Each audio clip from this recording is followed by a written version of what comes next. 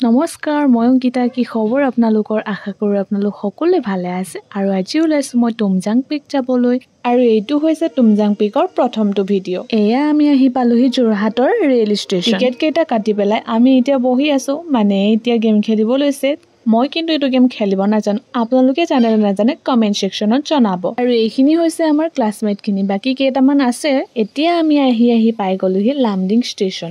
ষ্টেচনৰ পৰা যাম মাহৌৰ আমি লামডিং ষ্টেচন পাইছিলো 12টা মান বজাত 3:30 লৈকে ওয়েট কৰি তাৰ পিছত গলো মাহৌৰ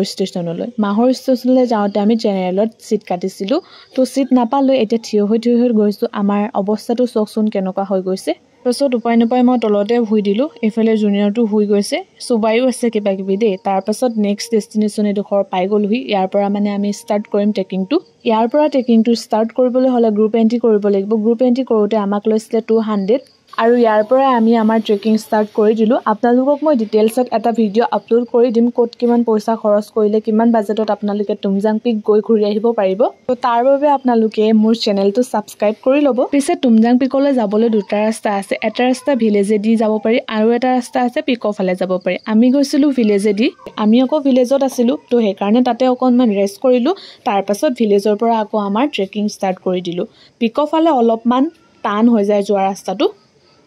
হাই গাইস আহি এতিয়া মই এইখিনি পাইছোহি মানে এটা ভিলেজৰ মাজেৰে আহি আছো ভিলেজৰ ৰাস্তাইদি